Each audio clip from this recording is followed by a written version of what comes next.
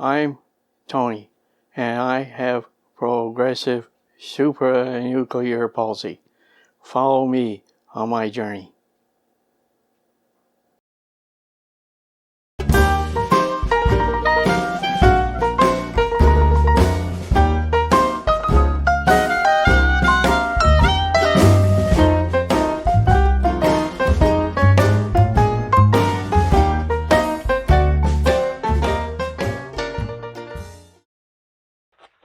Hello again, everybody.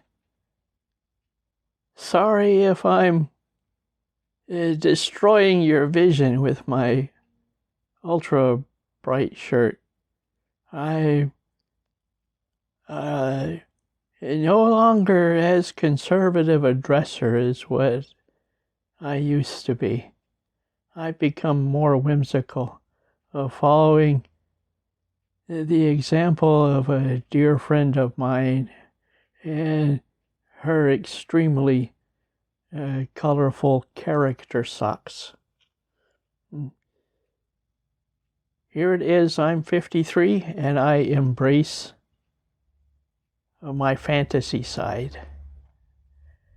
Anyway, allow me to take these off. We'll discuss these later, and I can only hear myself on this. But today we're going to talk about rules. No. We're going to be talking about regulation from Executive Function Dementia and not rules. A conservative dresser for my age, as I'm now 63, would not wear anything like this except maybe to Walt Disney World. I, however, enjoy the abstractions that I wear. I embrace it totally. You should see some of my wardrobe. It would certainly shock you. But that would be a rule. And we're not talking about rules. We're talking about regulation. And regulation embraces a few different things when we're talking about regulation in dementia. With dementia regulation, let's go back over those topics. That would be initiation of action, self-control, emotional regulation or emotional lability, monitoring internal and external stimuli, initiating and inhibiting context-specific behavior, moral reasoning, and lastly, decision-making, like what shirt do you wear? With the initiation of action, to me, it's almost like the apathy. I'll give a brief story and then I'll read what I got. I used to noodle around with music, write my own songs. They were never, ever, and still aren't meant to be published. And they were about my life experiences. Many of them were around, this is before PSP, centered around my Crohn's disease. One popular one that made its way around some of the Crohn's people for a while. It was played at people's work, and they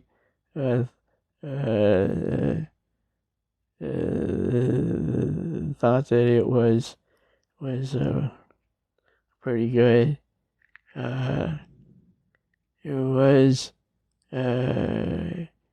all about the internal workings of the digestive system. No words in the song, purely instrumental. But if you listen carefully, you could hear like running water and other things in there. But it was accompanied with a piano and a keyboard and a little bit of, because I love my synthesizers and musics and stuff. But I haven't touched musical keyboard of any kind. And since probably 2017, maybe early 2018. I wasn't diagnosed until 2019. And I put that down to apathy. I was already experiencing it before my diagnosis. I could see my computer keyboard, but I had no desire to play music or to create music. I had none of that. It finally got to the point where my wife got tired of dusting it, and we parted with it. But I've written holiday music and Halloween music, Christmas music, Halloween music, personal songs for my grandkids, and other meaningful songs. And now I no longer have that desire. That's part of the initiation of action. That's the apathy. That's my story on that right now. Well, let's get back into this because these videos are already pretty long. So with the initiation of action, this function can be combined with other aspects of self-control that make up apathy.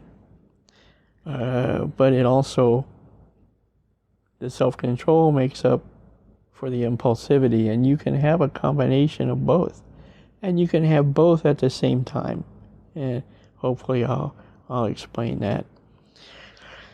But the initiation of action does make up a significant portion of the impulsivity. It can affect my activities of daily living, such as bathing, exercising, paying bills, taking my medications, and meal preparation. For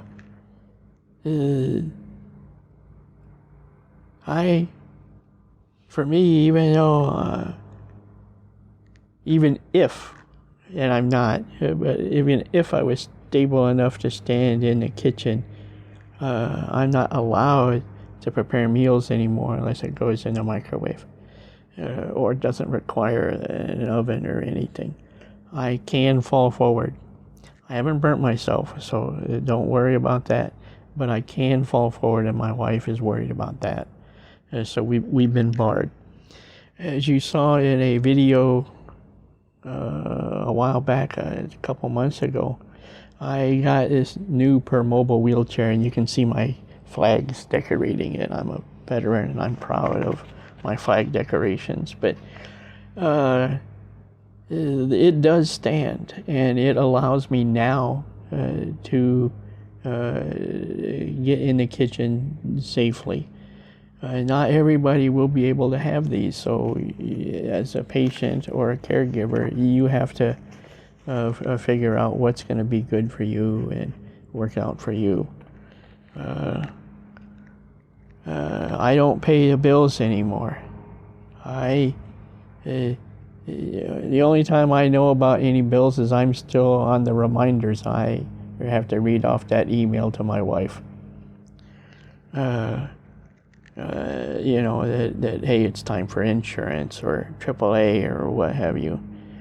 I use a locking pill container. We fill it. It's for 2 weeks. It's got 28 days, but I use day and night. So it limits it to 2 weeks, 14 days. And I fill it for 14 days. I have a reminder on my phone in order to do that. Otherwise, I won't remember to do that.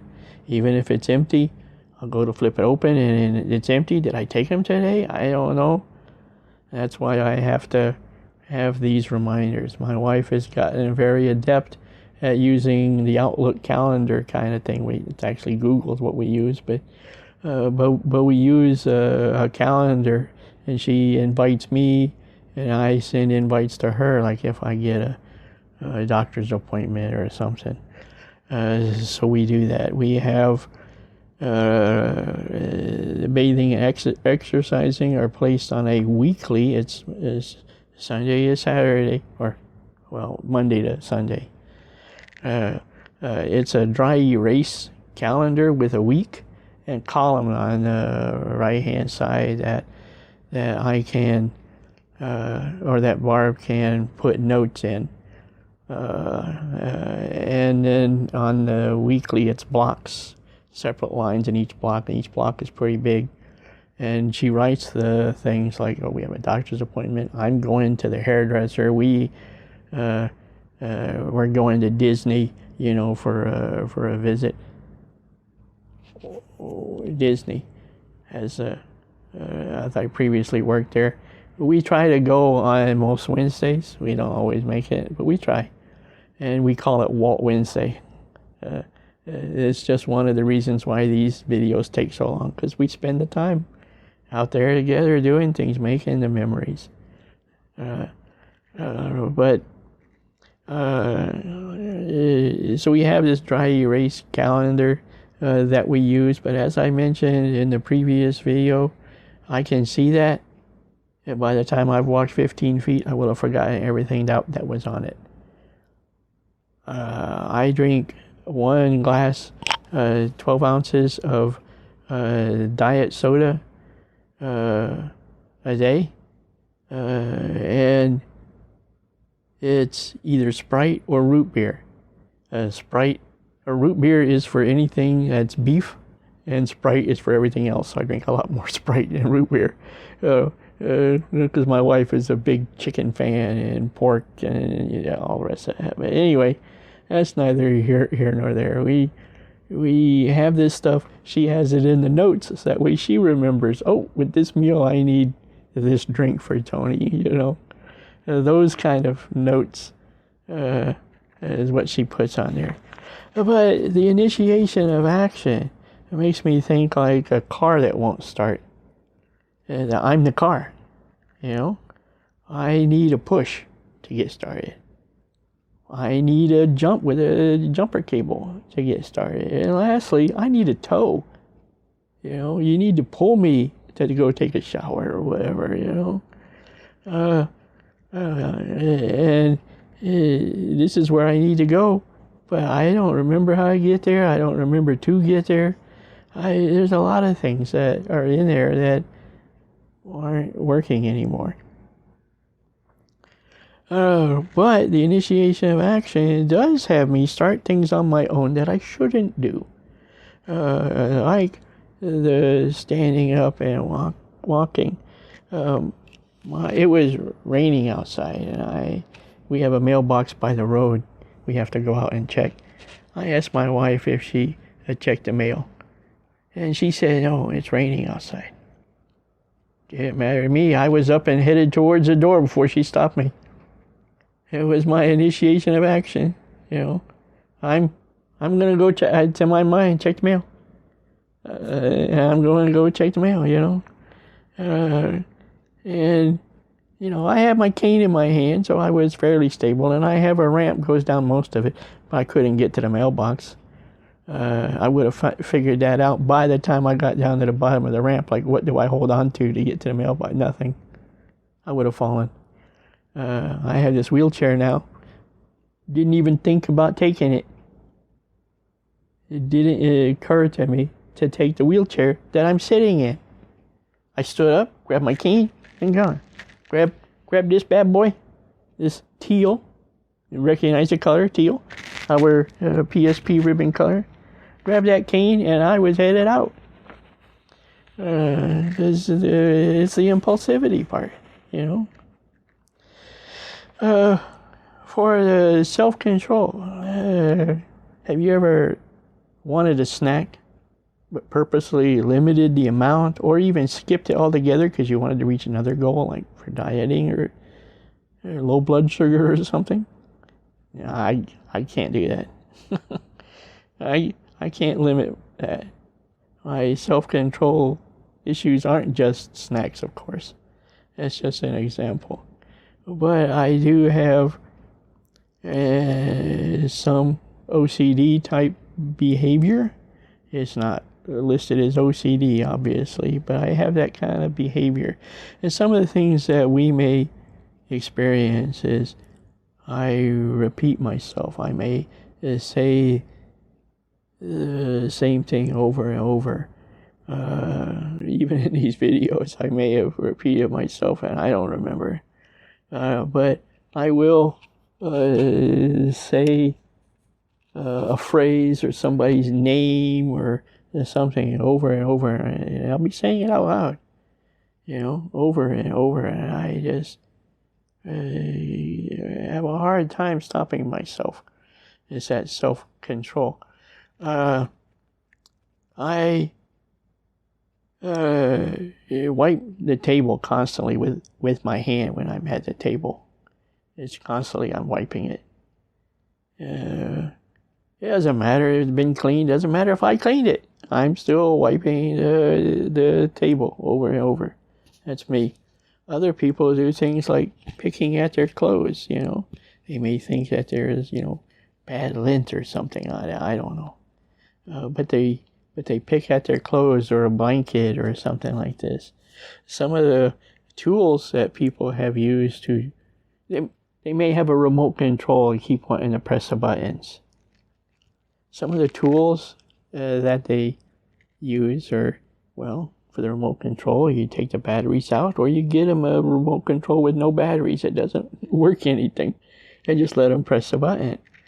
They have other sensory type tools that can be used. Some have used fidget spinners. That's to you, Tricia. Some have used fidget spinners. And I have a couple, but I really don't grab those a lot. Medication may help try to alleviate some of that behavior, but personally we haven't tried anything. There's nothing detrimental. It's just annoying to the observer. But we've tried distraction too, take my mind off of whatever it was and put it back onto something else. But I'll be honest, it better not be a song, especially something like Gilligan's Island, just sit right down and you hear it. Yeah, you know it. That will stay with me until the next distraction. And I'll be singing it and singing it and singing it, and people will get frustrated at it. See, and now I've said it, so it's going to be in here at least the rest of the day. Yeah, good luck for my wife. But anyway, so the distraction can sometimes help. I've already discussed the emotional regulation, and I'm not going to go into very deep here. I'm just going to briefly touch on it. This is almost the extent of it. It's the emotional lability. There will be another video in the future totally about the emotional lability and the things it does to me and everything else. The next one is that monitoring the internal and external stimuli. That is a key driver for my overstimulation or my sensory overload. When this function is damaged, let's just start. You're in a crowded room. Somebody calls your name. You pick it out and you hear it. And you're able to focus your attention on the person that was talking to or about you. And the other noises are around you. And mentally, they're almost blocked out. You hardly hear them unless somebody else mentions your name. Otherwise, you're with whoever it was that you were talking to. I can't do that anymore. I used to be really good at it. It's that kind of hearing that single voice in a crowded room. But now, this damaged brain with this executive function dementia makes me hear all of the voices. And because of that, my brain can't cope and really wants to shut down and tries to shut down. I showed you and started the video with these headphones. This is one of the things that actually helps me with that overstimulation. I cut off most of the sounds. This one is only a 98 on the side. I have some that are 105s, which are really more exceptional, but I use those here in the house because we have gardeners and they ride their big lighting lawnmowers around, and that will get me even when they're still down the street. So I wear the really high protected ones. These are the ones that I take out with me to like Walt Disney World or shopping or a doctor's appointment or whatever. They're always on my arm of the wheelchair. Well, not always. I'm setting them down here on the side now. But you get the idea. I take them with me every single time. I don't even go down to the lake here in this wheelchair to sit in the shade and watch the water. I don't even do that without those. I never know what I'm going to encounter. So that's the part of the external stimuli. Well, I also, not just sounds, visual overstimulation. I was in a ride for the first time, and I was wearing the headphones, but there was so much changing and flashing that I had to close my eyes, and you can't see because I got my glasses on, but I got my eyes closed while I'm talking to you. Because that really helps a lot too, is to not experience that. Otherwise, my brain shuts down. I can be overstimulated by air blowing across my skin. And that's really tough here in Florida, where everybody's got an air conditioner on. I can feel the air conditioner now, and yeah, it's getting to me, but I'm trying to manage it for the video. But being in front of a fan, that is a big one that stops me. I wear long sleeves for comfort because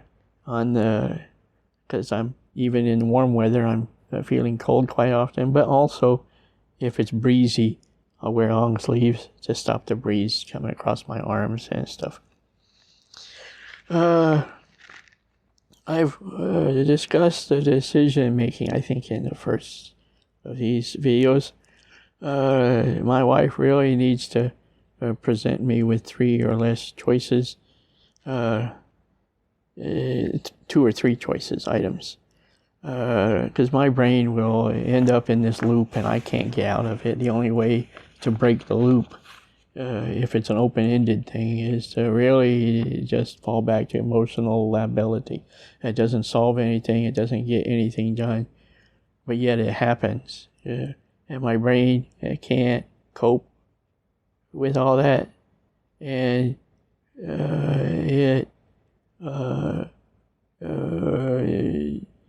well, most of the time it doesn't make me laugh, it makes me cry.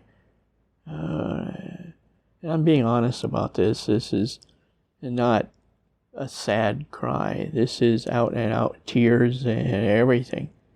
My brain just can't cope with it, and it creates that distraction, as it were, of the crying to get me out of that loop. Hopefully we can face it better when I come out of it, but it better not be an open-ended question.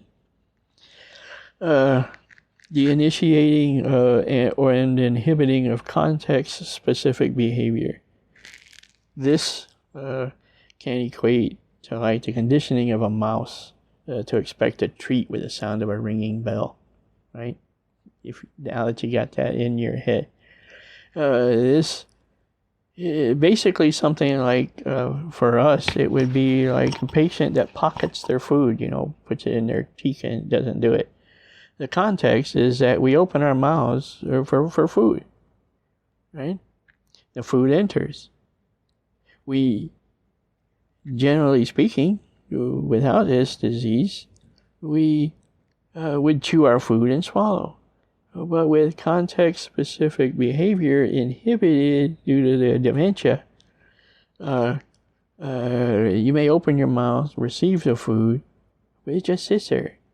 You don't know to chew it, and you don't know to swallow it.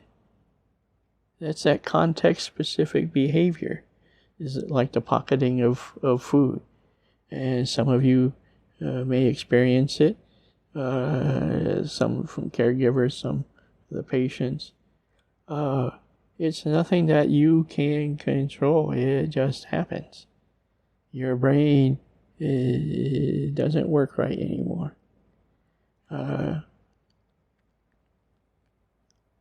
next one, as I mentioned before, I don't have any of that, is moral reasoning. I generally still have my moral compass on that. Doesn't mean I don't have more odd thoughts, let's say, than what I used to. But generally speaking, my moral compass is still intact. I know a gentleman with Lewy body dementia, that his moral reasoning was gone.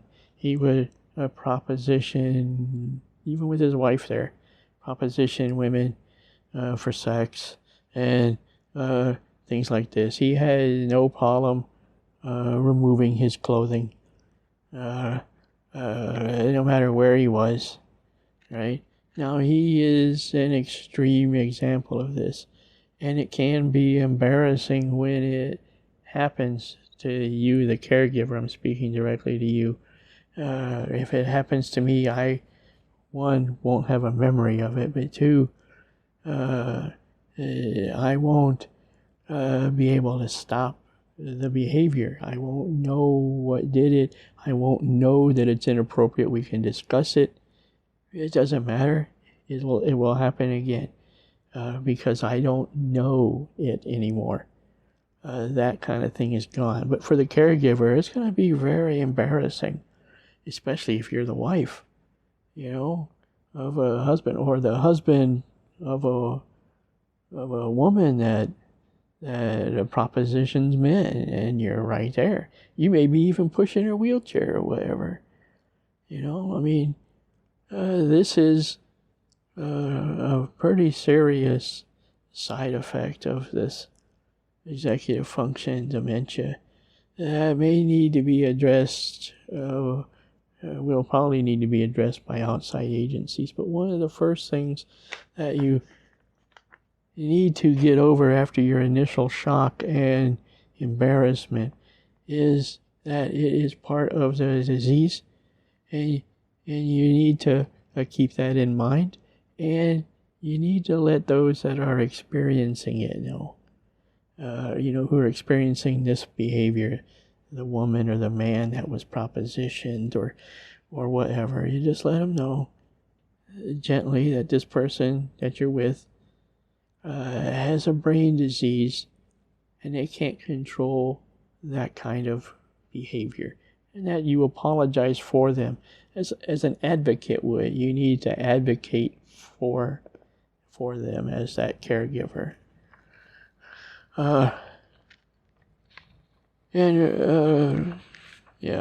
remember to seek out the care. That's pretty much it for this so far. There will be other things I will go into in depth. As I said, the emotional lability will have its own video. The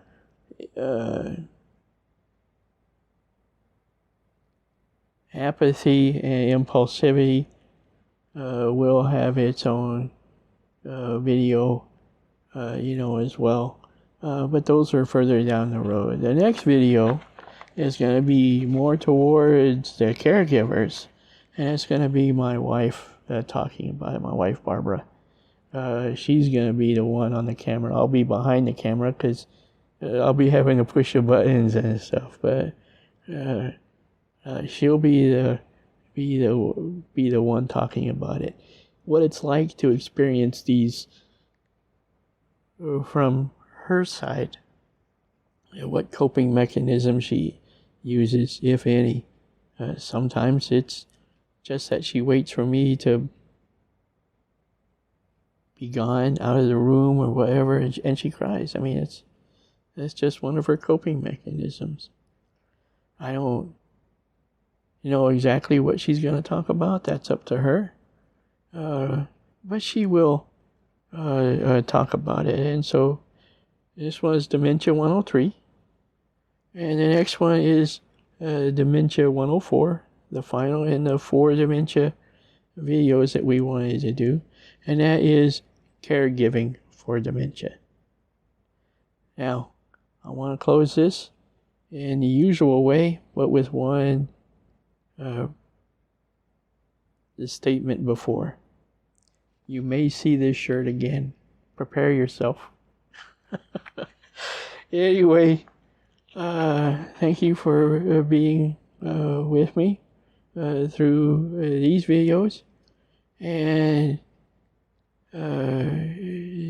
be safe on your journey. And lastly, keep making memories. Especially now that you have this shirt as one of your memories. Bye.